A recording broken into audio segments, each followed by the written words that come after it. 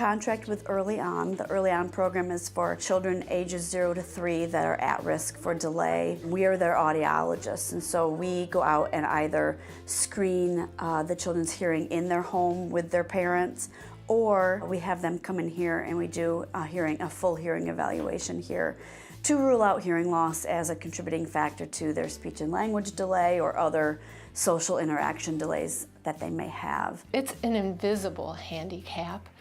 You know, you can have a partial hearing loss and people wouldn't even be aware that that hearing loss existed, and it would result in possibly a speech-language delay. And if that hearing loss isn't identified, then that speech-language delay can translate into reading issues, which translate into writing issues. So it all piles on top of each other. We start at ground zero. You know, you have a hearing loss. This is what it means to you. This is how it affects you. This is how it impacts your life, inside school, outside of school, and helping them really acceptance for their hearing loss, and then helping them to explain it to others so that when they do come up with the problems, you know, helping them to become independent. We provide digitally modulated assistive listening devices to help in the classroom because hearing aids aren't like real ears. They pick up a lot of extra background noise that isn't pertinent to education. So what that system does is it turns the teacher's voice up just a little bit so that they aren't missing anything throughout the day. If the teacher turns their back and faces the other way, walks around the classroom, if the student next to the hearing impaired student is shuffling their papers around or making noise, scooting their chair, these systems make it so that nothing is missed in the classroom. Because we are evaluating children from 0 to 3, some of those children we identify with hearing loss, and therefore they need hearing aids, which they would get from the private sector. You know, we all work together.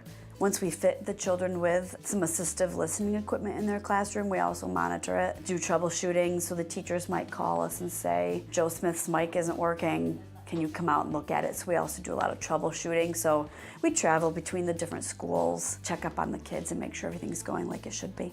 Jane and Kathleen do the testing. They do their functional listening evaluations, which are really important to us TCs because that tells us, okay, we know that they have a hearing loss. They have a profound hearing loss, but what does that mean in the classroom? And so they do data where they kind of collect, well, this is what it could look like in the classroom because they're missing 20% of speech at the high frequency range. So then I take that data and I will oftentimes create goals around that, or I might use that data to explain to parents, since they're missing the high frequency sounds, this is what you need to do differently at home when you're communicating with your child. The earlier a hearing loss is identified, the earlier that we can put amplification on the child. You need to be able to hear normally to develop speech and language normally. So it's very, very important that we find it as early as possible. And those children that are found at birth or shortly thereafter, we don't necessarily see speech and language delays, but if it's not found until they're older, then oftentimes they're behind academically, socially, speech and language, they're behind, everything is affected. You could do all the speech therapy you want, but if the child isn't hearing that, what is it worth?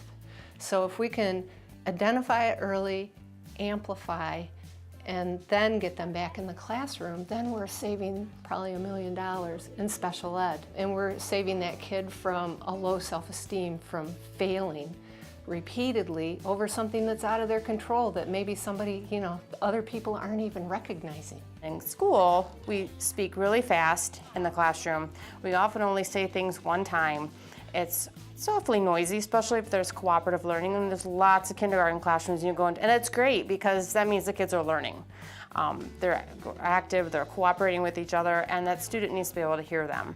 And so audiology is essential in providing them access to those things through their expertise, through troubleshooting equipment, through everything that they need to do to hear.